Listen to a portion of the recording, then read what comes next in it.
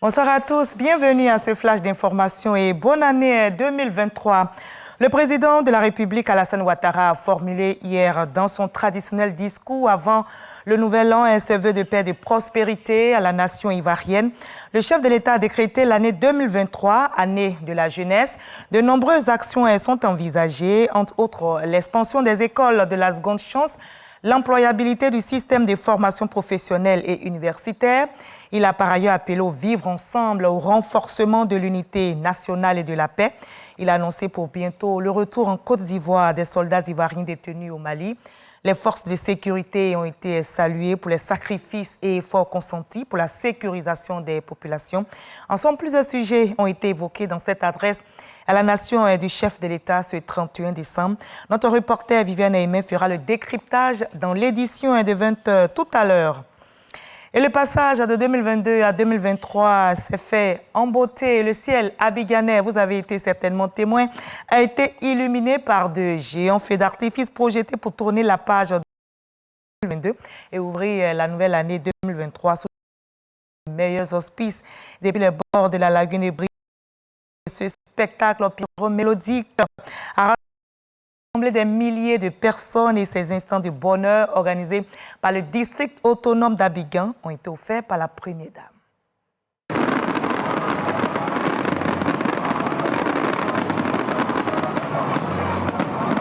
Explosion de couleurs dans le ciel abidjanais au moment où apparaissent les premières lueurs de la nouvelle année.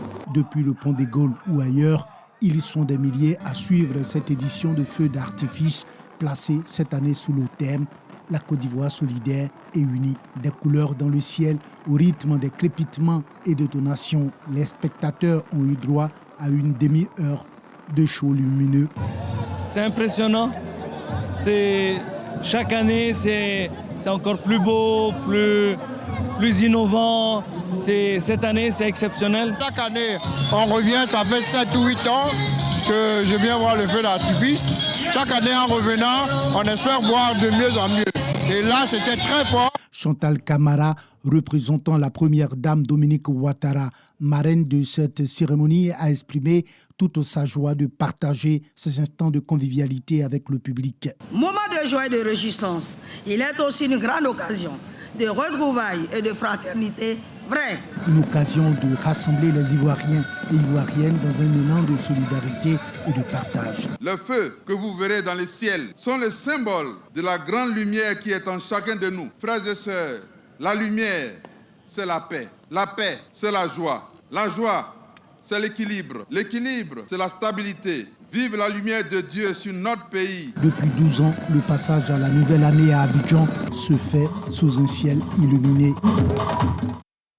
Et comme c'est beau, Amidera Souba Dangui ont réalisé ce reportage. Les fidèles chrétiens ont sacrifié à la tradition de la Saint-Sylvestre la nuit dernière et ils sont entrés dans l'année 2023 par la prière afin de manifester leur reconnaissance à Dieu. L'occasion a été également saisie pour prier pour la paix et la cohésion sociale dans notre pays, la Côte d'Ivoire. À l'étranger, au Burkina Faso, la tension a baissé maintenant dans le camp du Centre national d'entraînement commando et de formation aux opérations spéciales où des soldats ont manifesté, c'était vendredi dernier. Et selon des sources sécuritaires, il s'agissait d'un mouvement d'humeur de soldats qui réclamaient leur prime d'alimentation. Ces soldats demandaient leur prime de stage déjà effectué, des primes des missions intérieures et d'alimentation. Ils avaient mis aux arrêts l'adjoint du chef de corps et le trésorier. Et après des discussions, le calme est revenu. Mercredi dernier, à Juba, le président du Soudan du Sud, Salva Kiir, s'est adressé à ces soldats qui vont intégrer la force régionale qui doit aider l'armée congolaise à contrer les rebelles du M23. Ce bataillon est sud-soudanais d'un total de 750 soldats, va donc prochainement rejoindre les soldats kenyans, burundais ou encore ougandais déjà sur place. Mais dans le pays, l'envoi de cette force crée la polémique.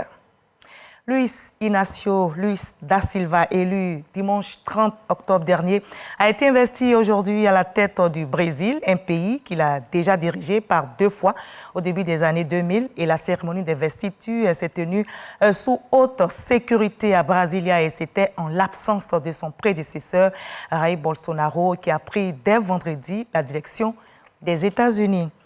Point final de ce Flash Info. Je vous retrouve avec plaisir pour le 20h. À tout à l'heure.